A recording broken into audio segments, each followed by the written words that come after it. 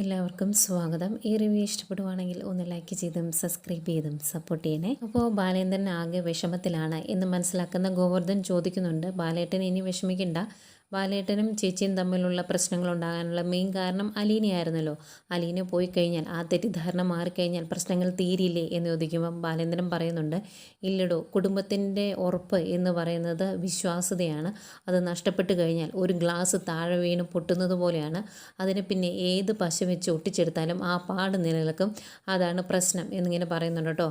അത് പറഞ്ഞിട്ട് ആകെ വിഷമത്തിലാണ് ബാലേന്ദ്രൻ. ഈ സമയം കറക്റ്റ് അലീനെ വിളിക്കുവേ. എന്നിട്ട് ഫോൺ എടുത്ത് കഴിയുമ്പോൾ, അച്ഛാ ഞങ്ങൾ കുറച്ച് സമയം കഴിയുമ്പോൾ ഇവിടുന്ന് ഇറങ്ങും കേട്ടോ എന്നൊക്കെ പറയുമ്പോൾ ബാലേന്ദ്രൻ പറയുവാണ്, ആ പെട്ടെന്ന് തന്നെ ഇറങ്ങിക്കോ, ബസ്സിന് അവിടെ വരെ എത്തേണ്ടതല്ലേ എന്നിങ്ങനെ പറയുമ്പം അലീന ചോദിക്കുക, അച്ഛൻ ഞങ്ങൾ കാറിന് പൊയ്ക്കോട്ടെ എന്ന്. ഗോവർദ്ധൻ കൊണ്ടു നടക്കുന്ന ഒരു കാറുണ്ട് ജ്വല്ലറിയിലെ ആവശ്യങ്ങൾക്കൊക്കെ ആയിട്ട്, ആ കാർ കൊണ്ടുപോയിക്കോട്ടെ എന്ന് ചോദിക്കുന്നു. അന്നേരം ആര് വണ്ടി ഓടിക്കും എന്ന് ചോദിക്കുക ബാലേന്ദ്രൻ. അന്നേരം രോഹി ഓടിക്കും എന്ന് പറയുമ്പോൾ ബാലേന്ദ്രന് ഒരു വിശ്വാസക്കുറവ്, കാരണം ഇത്രയും ദൂരം അവൻ തന്നെ വണ്ടി ഓടിച്ച് പോയിട്ടില്ല, അതുകൊണ്ട് അവനെ കൊണ്ട് പോകണോ എന്ന് ചോദിക്കുമ്പം, ഇല്ല അച്ഛാ, അവൻ നന്നായിട്ട് വണ്ടി ഓടിക്കും, ഞങ്ങൾ ഇന്നാൾ കൊല്ലപ്പള്ളി പോയപ്പോഴൊക്കെ അവനല്ലേ വണ്ടി ഓടിച്ചേ, ഒരു കുഴപ്പമില്ല, ഞങ്ങൾ അങ്ങനെ അതിന് പോയിക്കോട്ടെ എന്ന് ചോദിക്കുന്നു. എന്നാൽ നിനക്ക് കോൺഫിഡൻസ് ഉണ്ടെങ്കിൽ വണ്ടി എടുത്തുകൊണ്ട് പോയിക്കോ, പ്രശ്നമൊന്നുമില്ല, പിന്നെ നീ നിയന്ത്രിച്ചോണം, അവൻ്റെ കൈ സ്റ്റിയറിംഗ് മാത്രമേ കൊടുക്കാവുള്ളൂ, ബാക്കിയൊക്കെ നീ ഫ്രണ്ടിൽ തന്നെ ഇരുന്ന് നിയന്ത്രിച്ചോണം എന്നൊക്കെ ബാലേന്ദ്രൻ പറയുന്നുണ്ട്. അതൊക്കെ ഞാൻ നോക്കിക്കോളാം, അച്ഛൻ ടെൻഷൻ അടിക്കേണ്ട എന്ന് പറയുമ്പോൾ ബാലേന്ദ്രൻ എടുത്ത് പറയുന്നുണ്ട്, പതിയെ പോകാവുള്ളൂ, ഓവർടേക്കിംഗ് ഒന്നും വേണ്ട, അതുപോലെ സ്പീഡ് കുറച്ച് ഓടിക്കാൻ അവനെ നിർബന്ധിക്കണം എന്നൊക്കെ പറയുന്നുണ്ട്. ബാലേന്ദ്രന് നല്ല ടെൻഷനുണ്ട്. അതൊക്കെ ഞാൻ ഏറ്റു എന്ന് അലീന പറയുന്നു. അന്നേരം ബാലേന്ദ്രൻ പറയും, എങ്കിൽ ഞാൻ ഏതെങ്കിലും ഒരു സ്റ്റാഫിനെ വിളിച്ച് വണ്ടി വീട്ടിലോട്ട് എത്തിക്കാൻ പറയാമെന്ന്. അങ്ങനെ പറഞ്ഞ് ഫോൺ വെച്ച് കഴിയുമ്പം ഗോവർദ്ധൻ ബാലേന്ദ്രനോട് പറയുന്നുണ്ട്, രോഹി നന്നായിട്ട് വണ്ടി ഓടിക്കും, ബാലേട്ട പേടിക്കൊന്നും വേണ്ട, അവൻ്റെ ഡ്രൈവിങ് ഞാൻ ശ്രദ്ധിച്ചിട്ടുണ്ട് എന്ന്. പിന്നെ കാണിക്കുന്നത് എല്ലാവരും റെഡിയായി പുറത്തേക്ക് ഇറങ്ങി വണ്ടി വരാൻ വേണ്ടി നോക്കി നിൽക്കുന്നു. അന്നേരത്തേക്കും കറക്റ്റ് വണ്ടി കയറി വരുന്നുണ്ട്. അപ്പം എല്ലാവരും ഇറങ്ങി വന്നു കഴിയുമ്പം ഡ്രൈവറോട് രോഹിത്ത് ചോദിക്കുന്നുണ്ട്, ചേട്ടന് തിരിച്ചു പോകേണ്ടതല്ലേ, വണ്ടിയുടെ ഫ്രണ്ടിൽ കയറിക്കൂ, ഞാൻ ടൗണിൽ ഇറക്കാമെന്ന്. അങ്ങനെ വണ്ടിയിൽ എല്ലാവരും കയറി ഇരുന്ന് കഴിയുമ്പം രോഹിത്ത് നമുക്ക് പോയാലോ എന്ന് ചോദിക്കുന്നു. സ്റ്റാർട്ട് എന്നൊക്കെ പറഞ്ഞ് ഭയങ്കര സന്തോഷത്തിലിരിക്കുവാണ് എല്ലാവരും. അന്നേരം വണ്ടി സ്റ്റാർട്ട് ചെയ്യുന്ന ഉടനെ തന്നെ അതങ്ങ് ഓഫായി പോകും. അന്നേരം ബബുദ്ധി ചോദിക്കുന്നുണ്ട്, ഇതാ തുടങ്ങുന്നതിന് മുമ്പേ നിർത്തുവാണോ എന്ന്. അന്നേരം രോഹിത്ത് ഒരു പുച്ഛത്തോടെ പറയുവാണ്, അതെ, ഇതിനാണ് പറയുന്നത് സ്റ്റാർട്ടിങ് ട്രബിൾ എന്ന്, നിനക്കറിയത്തില്ലേ എന്ന് ചോദിക്കുന്നു. അങ്ങനെ അവർ അവിടുന്ന് വണ്ടി എടുത്തുകൊണ്ട് പോരുവാണ്. ഇതിനിടയ്ക്ക് ബാലേന്ദ്രനും ഗോവർദ്ധനോട് ഭക്ഷണം കഴിക്കാനൊക്കെ കയറി. തിരിച്ചിറങ്ങി കഴിയുമ്പം ബാലേന്ദ്രൻ പറയുവാണ്, ഞാൻ ഇനി വണ്ടി ഓടിക്കാമെന്ന്. അന്നേരം വേണ്ട ബാലേട്ട, ഞാൻ തന്നെ ഓടിച്ചോളാം എന്ന് ഗോവർദ്ധൻ പറയുമ്പം, എടോ, എനിക്ക് ഇത്തിരി നേരം ഓടിക്കാനൊരാഗ്രഹം, ഞാനും ഒന്ന് ഓടിക്കട്ടെ, താൻ കുറച്ച് നേരം ഒന്ന് റെസ്റ്റ് എടുക്കുക എന്ന് പറയുന്നു. അങ്ങനെ അവർ വണ്ടി കയറി ഇരുന്നതിന് ശേഷം ഗോവർദ്ധനോട് പറയും, വേണേ കിടന്ന് ഉറങ്ങിക്കോ എന്ന്. അന്നേരം, ഓ, ബാലേട്ടൻ വണ്ടി ഓടിക്കുമ്പോഴോ അതൊന്നും ഇല്ല എന്ന് പറയുമ്പോൾ, അതെന്താടോ, ഞാൻ എവിടെയെങ്കിലും കൊണ്ട് വണ്ടി ഇടിച്ച് കയറ്റും എന്നോർത്ത് പേടിച്ചിട്ടാണോ എന്ന് ചോദിക്കുമ്പോൾ, അല്ലെന്നേ, ബാലേട്ടന് സുഖമില്ലാത്തതല്ലേ എന്ന് ചോദിക്കും. അന്നേരം ബാലേന്ദ്രൻ പറയുന്നുണ്ട്, എനിക്ക് സുഖമില്ലാത്തത് കൊണ്ടല്ല തന്നെ ഞാൻ കൂടെ കൊണ്ടുപോകുന്നത്, ഒരു ബലത്തിന് വേണ്ടിയാണ് എന്ന് പറയും. എന്നിട്ട് വണ്ടി സ്റ്റാർട്ട് ചെയ്ത് പോകുന്നു. അതിനിടയ്ക്ക് ബാലേന്ദ്രൻ ചോദിക്കുന്നുണ്ട് ഗോവർദ്ധനോട്, നമ്മൾ എങ്ങോട്ടാണ് പോകുന്നതെന്ന് തനിക്ക് മനസ്സിലായോ എന്ന്. അന്നേരം ഗോവർദ്ധൻ പറയുവാണ്, ബാലേട്ടൻ കുറേ കഥകൾ പറഞ്ഞു കുട്ടികൾക്ക് പറഞ്ഞു കൊടുക്കുന്നത് പോലത്തെ ഭൂതത്തിൻ്റെ കഥയും ഭൂതത്തിനെ കുടത്തിൽ നിന്ന് ഇറക്കുന്ന കഥയുമൊക്കെ, പക്ഷേ എനിക്ക് അതൊന്നും അങ്ങ് കണക്ട് ചെയ്തെടുക്കാൻ പറ്റിയില്ല എന്ന് പറയുമ്പം ഭയങ്കരമായിട്ട് അങ്ങ് ചിരിക്കുവാൻ ബാലേന്ദ്രൻ. എന്നിട്ട് പറയുന്നുണ്ട്, ഏകദേശം 23 വർഷക്കാലമായിട്ട് ഒരു ഭൂതത്തെ കുടത്തിലിട്ട് അടച്ചു വെച്ചേക്കുവാണ്, അതിൻ്റെ താക്കോല് പലരുടെ കയ്യിലാണ്, ആ താക്കോല് പലരുടെ കയ്യിൽ നിന്നാണ് എന്ന് പറഞ്ഞതിന് കാരണം, ആ ഓരോരുത്തരുടെ കയ്യിൽ നിന്നും താക്കോല് മേടിച്ച് അത് തുറന്ന് വേണം ആ ഭൂതത്തെ പുറത്തേക്ക് വിടാൻ, അത് കഴിഞ്ഞല്ലേ ആ ഭൂതത്തിൻ്റെ കളി വരുന്നത് എന്നൊക്കെ ഇങ്ങനെ പറയുന്നു. എന്നിട്ട്, അത് ശരിയല്ലേടോ, ഇത്രയും കാലമൊക്കെ ഭൂതം കൊടുത്തിട്ടിരുന്നാൽ പോരെ, ഇനി പുറത്തേക്ക് വരണ്ടേ എന്ന് ചോദിക്കുമ്പോൾ, ആ ശരിയാ ബാലേട്ട എന്ന് പറയും. അന്നേരം ബാലേന്ദ്രൻ ചിരിച്ചിട്ട് പറയുന്നുണ്ട്, തന്നെ എന്തിനാണ് ഞാൻ കൂടെ കൊണ്ടുവന്നേ എന്നറിയാവോ, ഞാൻ എന്തൊക്കെ പറഞ്ഞാലും താൻ ഇതുപോലെ തലയാട്ടി എൻ്റെ ഒപ്പം നിൽക്കും, അതുകൊണ്ടാണ് എന്ന് പറഞ്ഞ് ചിരിക്കുന്നുണ്ട്. അത് കഴിഞ്ഞ് പോകുന്നു. ഈ സമയം ഇങ്ങനെ ചിരിച്ച് കളിച്ച് പറയുന്നുണ്ട് എങ്കിലും ബാലേന്ദ്രൻ്റെ മനസ്സിൽ നല്ല ദേഷ്യമാണ്. അതുകൊണ്ട് ചിലത് വൈജയന്തിയെക്കുറിച്ച് പറയുന്ന സമയത്ത് പല്ലൊക്കെ കടിച്ച് ആ സങ്കടവും ദേഷ്യമൊക്കെ ഇങ്ങനെ കടിച്ചമർത്തി പറയുന്നത് നമുക്ക് നന്നായിട്ട് ഫീൽ ചെയ്യും. ഇതിനിടയ്ക്ക് അവരെയും കാണിക്കുന്നുണ്ട്, രോഹിത്തിനെയും അലീനയും ഒക്കെ. അവരിടയ്ക്കൊന്ന് വണ്ടിയൊക്കെ നിർത്തി ഒരു വീട്ടിലോട്ട് പോകല്ലേ, കുറച്ച് ഫ്രൂട്ട്സൊക്കെ മേടിക്കാൻ വേണ്ടി ഇറങ്ങിയതാണ്. ഈ സമയം അലീനയ്ക്ക് എന്തെങ്കിലും വേണോ എന്ന് ചോദിക്കുമ്പോൾ വേണ്ട എന്ന് പറയും. അലീന ഒന്ന് രേവതിക്കുട്ടിയെ വിളിക്കുക. രേവതിക്കുട്ടി വിളിച്ച് കഴിയുമ്പോൾ രേവതിക്കുട്ടി ഭയങ്കര പരിഭവത്തിൽ, കാരണം ഇങ്ങോട്ട് വരുന്ന കാര്യം രേവതിക്കുട്ടിയെ വിളിച്ച് പറഞ്ഞില്ല, ഗ്രേസിയമ്മയെ മാത്രമേ വിളിച്ച് പറഞ്ഞുള്ളൂ. അതിൻ്റെ പരിഭവമാണ്, പിണങ്ങിയിരിക്കുവാണ്. അന്നേരം അലീന ചോദിക്കുന്നുണ്ട്, എടി, ഞാൻ ആ വീട്ടിലോട്ട് വരുമ്പോൾ ആദ്യം അനുവാദം ചോദിക്കേണ്ടത് ഗ്രേസിയമ്മയോടല്ലേ, അല്ലാതെ നിന്നോടാണോ എന്ന് ചോദിക്കുമ്പോൾ എന്നോടാ ചോദിക്കേണ്ടത്, എന്നിട്ട് ഗ്രേസിയമ്മ ഗ്രേസിയമ്മയോട് ചോദിച്ചാൽ മതിയായിരുന്നു, ഈ കൂടപ്പിറപ്പൊക്കെ എന്നാ ഉണ്ടായത്, ഇപ്പം വലിയ വാല, എന്നെ വേണ്ട എന്നൊക്കെ പറയുവാണ്. അന്നേരം അലീന പറയും, നീ എന്തിനാ പിണങ്ങുന്നേ, നിന്നോട് വിളിച്ച് ചോദിക്കാൻ വേണ്ടിയല്ലേ ഞാൻ ഇപ്പോൾ വിളിച്ച് ചോദിച്ചേ, എന്തെങ്കിലും ബുദ്ധിമുട്ടുണ്ടോ എന്ന് ചോദിക്കുമ്പോൾ, ഇനി ചോദിച്ചിട്ട് കാര്യമൊന്നുമില്ല, ചോദിക്കേണ്ട സമയമൊക്കെ കഴിഞ്ഞു, അതുകൊണ്ട് ഇനി എന്നോട് കൂട്ടുകൂടാൻ വരണ്ട എന്ന് പറയുമ്പം അലീന പറയും, അതൊന്നും സാരമില്ല, ഞാൻ അവിടെ വന്ന് ശരിയാക്കിക്കോളാം എന്ന്. അത് കഴിഞ്ഞ് ഫോം വെച്ച് കഴിയുമ്പം അവർ ചോദിക്കും, ബബിതയും കൃഷ്ണമോളൊക്കെ ചോദിക്കും, എന്താ രേവതിക്കുട്ടിയുടെ പിണക്കം മാറിയില്ലേ എന്ന്. അന്നേരം അത് സാരമില്ലേ, നമുക്ക് അങ്ങോട്ട് ചെന്നിട്ട് ശരിയാക്കാം എന്ന് പറയുന്നു. അത് കഴിഞ്ഞ് അവർ വണ്ടി കയറി പോരുവാണ്. പോന്നു കഴിയുമ്പോൾ ഓരോ വഴി ഇങ്ങനെ പറഞ്ഞു കൊടുക്കുമ്പം രോഹിത്ത് പറയുന്നുണ്ട്, എറണാകുളം പാലാരിവട്ടത്താണ് വീട് എന്ന് പറഞ്ഞുകൊണ്ട് എറണാകുളത്തുള്ള സകല ഊടുവഴി വഴിയും എൻ്റെ വണ്ടി ഓടിയിട്ടുണ്ട്, ഇനി എങ്ങോട്ടാണ് പോകേണ്ടത് എന്ന് ചോദിക്കുമ്പോൾ, എടാ ഞാൻ പറഞ്ഞു തരാം എന്ന് പറഞ്ഞ് ഓരോ വഴി പറഞ്ഞു കൊടുക്കുന്നുണ്ട്.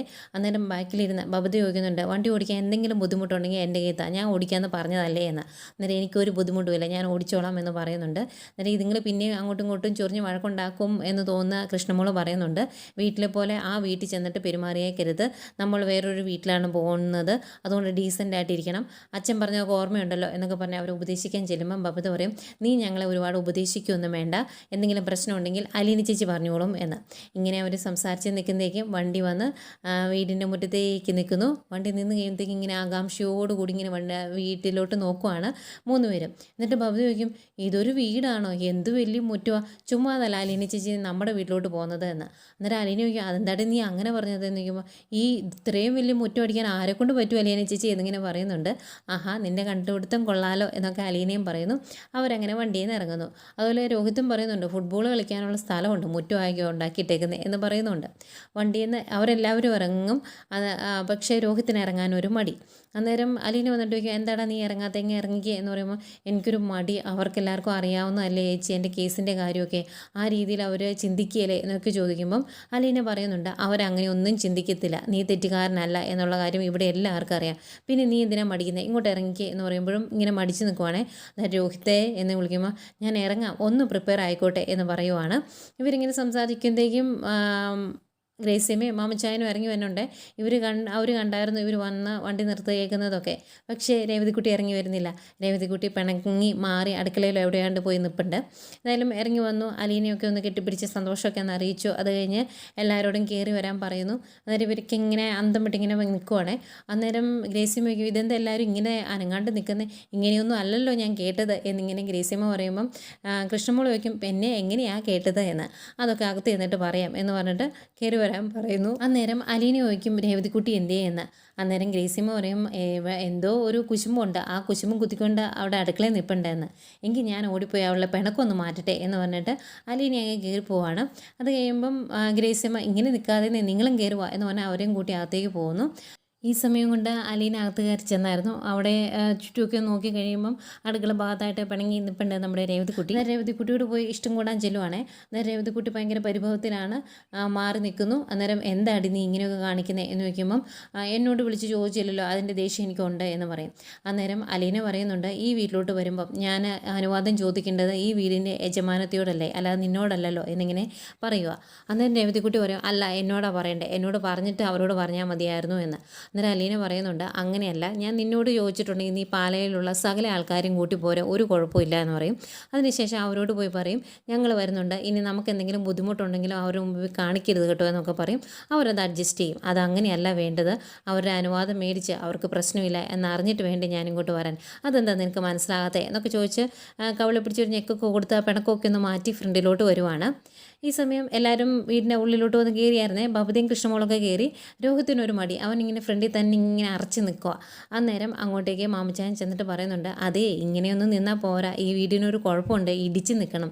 ഒരു കാര്യം ഓർത്തോളം, ഇപ്പം വന്നതും ഇവിടെ നിന്നതും എല്ലാം കൂടെ മൊത്തം പെണ്ണുങ്ങളാണ് കൂടുതലുള്ളത്, അവർ 5 പേരും നമ്മൾ 2 പേരും ഉള്ളൂ, അതുകൊണ്ട് ഒന്ന് കട്ടയ്ക്ക് കൂടെ നിന്നില്ലെങ്കിൽ നമ്മൾ ഒറ്റപ്പെട്ടു പോകും കേട്ടോ എന്നൊക്കെ മാമച്ചായൻ രോഹിത്തിനോട് പറയുന്നുണ്ട്. അന്നേരം അത് കണ്ടുകൊണ്ടാണ് അകത്തുനിന്ന് അലീനയും രേവതിക്കുട്ടിയും ഇറങ്ങി വരുന്നത്. അന്നേരം അലീന ചോദിക്കും, എന്താ മാമച്ചായ അവിടെ ഒരു ഗൂഢാലോചന എന്താ എന്ന് ചോദിക്കുമ്പോൾ, നിങ്ങളുടെ അടുത്ത് പിടിച്ച് നിൽക്കണ്ടേ, അതെങ്ങനെയാണ് എന്ന് ഞാൻ ഇവനോട് പറഞ്ഞു കൊടുക്കുമായിരുന്നു, എൻ്റെ കൂടെ കട്ടയ്ക്ക് നിന്നോണോ എന്ന് പറയുമായിരുന്നു എന്ന് പറയും. അന്നേരം അത് കേട്ട് ഒരു ചിരിയോടെ നിൽക്കുന്ന അലീനയും രേവതിക്കുട്ടിയും കാണിച്ചുകൊണ്ടാണ് ഇന്നത്തെ കഥ തീരുന്നത്. പിന്നെ നാളത്തെ പ്രൊമോ കാണിക്കുന്നുണ്ട്. പ്രൊമോയിൽ വീട്ടിൽ നടന്ന സംഭവങ്ങളും ആ വീട് വിട്ടു പോകാനുള്ള കാരണങ്ങളൊക്കെ അലീന രേവതിക്കുട്ടിയോട് പറയുന്നുണ്ട്. എന്നിട്ട് പറയുന്നുണ്ട്, സ്വന്തം ഭാര്യ പഴിച്ച് പ്രസവിച്ചു എന്നുള്ള രീതിയിൽ തന്നെയാണല്ലോ അലീന ഉണ്ടായത്. അങ്ങനെ ഉണ്ടായ ഒരു പെൺകുട്ടിയെ കണ്ടെത്തുകയും അവളെ സ്വന്തം മകളെ പോലെ സ്നേഹിക്കേണ്ടി വരികയും ചതിക്കപ്പെട്ട സങ്കടം ഉള്ളിൽ ഒതുക്കേണ്ടി വരികയും ഒക്കെ ചെയ്യുന്ന അച്ഛൻ്റെ സങ്കടത്തെ പറ്റിയൊക്കെ പറയുന്നുണ്ട്. പിന്നെ അവർ ഭക്ഷണമൊക്കെ കഴിക്കുന്നുണ്ട്. ഭയങ്കര സന്തോഷത്തിലാണ് എല്ലാവരും. അന്നേരം രോഹിത്തും രേവതിക്കുട്ടിയും കൂടെ ഇനി അങ്ങോട്ട് ഈ ഉള്ള 3 ദിവസം അങ്ങോട്ടും ഇങ്ങോട്ടും ചെറിയ ചെറിയ അടിയാണ്. രോഹിത്തിന് രേവതിക്കുട്ടിയുടെ ഈ ഓവർ സ്മാർട്ട്നെസ്സും ഈ സംസാരവും ഇഷ്ടപ്പെടുകയില്ല. അതിനനുസരിച്ച് രേവതിക്കുട്ടി അങ്ങോട്ട് രോഹിത്തിനെയും ചൊറിയാൻ ചെല്ലും. ആ രീതിയിലുള്ള കുറേ കാര്യങ്ങളൊക്കെ ഉണ്ട്. നല്ല രസമായിരിക്കും കാണാൻ. ഏതായാലും അങ്ങനെ ഭക്ഷണമൊക്കെ കഴിച്ച് അവർ കിടന്നതിന് ശേഷം കൃഷ്ണമോള് ഭയങ്കര വിഷമത്തോടെ ബബിതയോട് പറയുന്നുണ്ട്, അലീന ചേച്ചി നമ്മുടെ വീട്ടിൽ നിന്ന് പോയി കഴിഞ്ഞാൽ നമ്മൾ നമ്മുടെ വീട്ടിൽ ഇതുപോലെ ഹാപ്പി ആയിരിക്കുമോ, അച്ഛൻ്റെ അമ്മയുടെ ഒപ്പം അങ്ങനെയൊക്കെ നമ്മളെ കൊണ്ട് സാധിക്കുമോ എന്നൊക്കെ ഇങ്ങനെ വിഷമത്തോടെ ചോദിക്കുന്നുണ്ട് കേട്ടോ. പിന്നെ മക്കളെല്ലാവരും കൂടി ടൂർ പോയ കാര്യം വൈജയന്തി അറിയുന്നുണ്ട്. വൈജയന്തിക്ക് അത് സ്വാഭാവികമായിട്ട് ഇഷ്ടപ്പെടില്ല എന്ന് നമുക്കറിയാലോ. അതിൻ്റെ ഒരു ദേഷ്യത്തിൽ നിൽക്കുന്ന വൈജയന്തിയും കാണിക്കുന്നുണ്ട്.